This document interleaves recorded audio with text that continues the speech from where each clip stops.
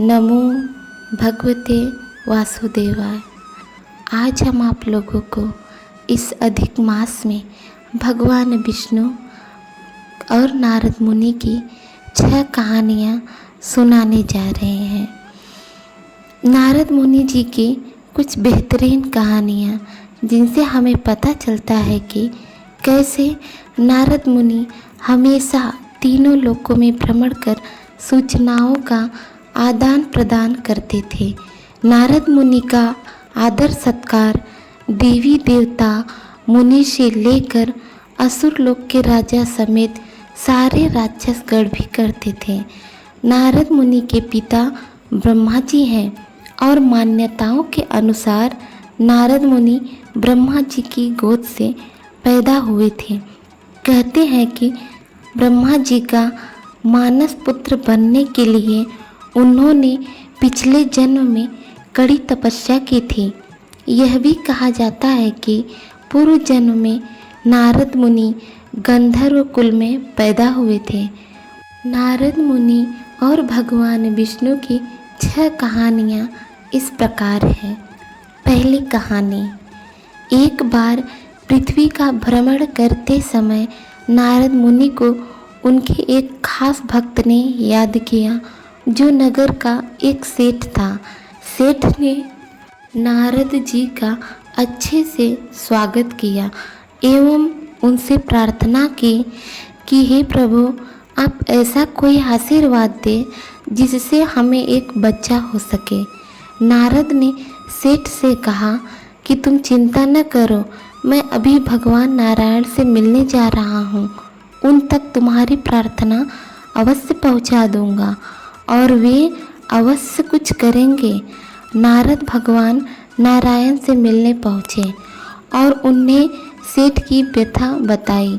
भगवान बोले कि उसके भाग्य में संतान सुख होने के कारण कुछ नहीं हो सकता।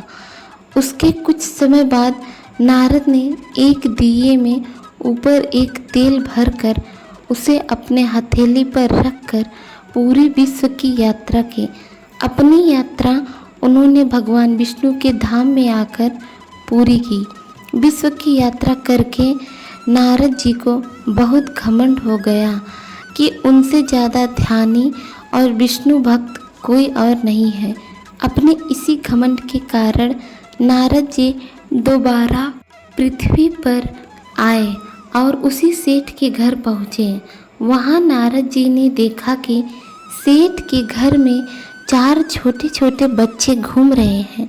नारद जी ने जानने के लिए सेठ से पूछा कि यह संतान किसकी है, तो सेठ बोले आपकी है।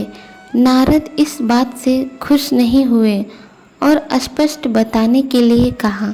सेठ बोला एक दिन एक साधु घर के सामने से निकल रहे थे।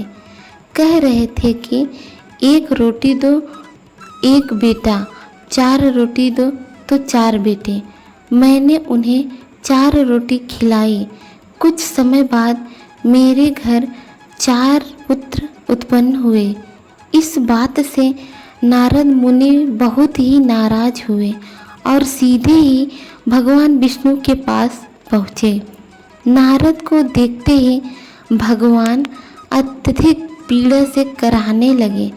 उन्होंने नारद जी को कहा मेरे पेट में भयंकर रोग हो गया है और जो व्यक्ति अपने हृदय से लहू निकालकर मुझे देगा उसी से मुझे आराम मिलेगा। नारद मुनि ने पूरी दुनिया को विष्णु की व्यथा सुनाई पर कोई भी व्यक्ति तैयार नहीं हुआ।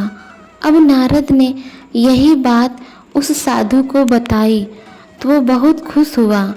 उसने छुरा निकाला और अपने सीने में घोंपने लगा और बोला मेरे प्रभु की पीड़ा यदि मेरे लहू से ठीक होती है तो मैं अभी तुम्हें लहू निकाल कर देता हूँ।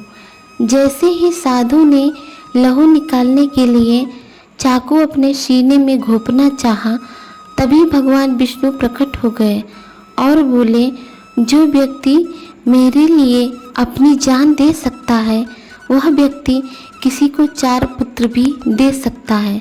साथ ही नारद जी से यह भी कहा कि तुम तो सर्वगुण संपन्न ऋषि हो, तुम चाहते तो उस सेठ को तुम भी पुत्र दे सकते थे। नारद को अपने घमंड पर बहुत पश्चाताप हुआ। दूसरी कहानी है प्रभु की माया। एक बार नारद जी ने बड़ी ही उत्सुकता पूर्वक भगवान विष्णु से पूछा, प्रभु आपकी माया क्या है? क्योंकि भूलोक पर सभी मनुष्य आपकी माया से प्रेरित होकर दुख अथवा सुख भोगते हैं, लेकिन वास्तव में आपकी माया क्या है? भगवान विष्णु बोले, नारद, यदि तुम्हें मेरी माया जाननी है तो तुम्हें मेरे साथ पृथ्वी लोक चलना होगा, जहाँ मैं तुम्हें अपनी माया का प्रमाण दे सकूँगा। नारद को अपनी माया दिखाने के लिए भगवान विष्णु उनको लेकर एक विशाल रेगिस्तान से पृथ्वी लोक जा रहे थे। यहाँ दूर दूर तक कोई मनुष्य तो क्या, जीव जंतु भी दिखाई नहीं पड़ रहा था। नारद जी भगवान विष्णु के पीछे पीछे रेगिस्तान को, गर्म रेत को पार करते हुए आगे बढ़ते रहे। चलते चलते नारद जी को मनुष्य की ही भांति गर्मी और भूख प्यास का एहसास होने लगा। तभी कुछ दूरी पर उन्हें एक छोटी सी नदी दिखाई दी। नारद जी ने अपनी प्यास बुझाने के लिए उस नदी के पास पहुंच गए। तभी उन्हें कुछ दूरी पर एक सुंदर कन्या दिखाई दी, जिसके रूप को देखकर नारद मुनि उस कन्या पर मोहित हो गए। नारद जी ने उसके पास जाकर उससे वीरान जगह पर आने का कारण पूछा।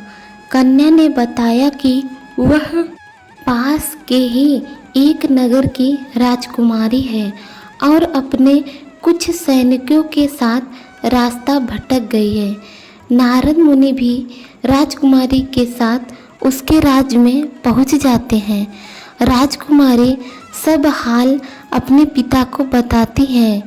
राजा प्रसन्न होकर अपनी पुत्री का विवाह नारद जी से कर देते हैं और सारा राजपाट नारद मुनि को सौंप कर स्वयं सन्यासी बन जाते हैं। अब नारद मुनि राजा के सामान पूरे ऐसो आराम से अपनी जिंदगी का यापन करने लगते हैं। नारद इन सब में यह भी भूल चुके थे कि वह प्रभु को नदी किनारे बैठा ही छोड़ आए हैं।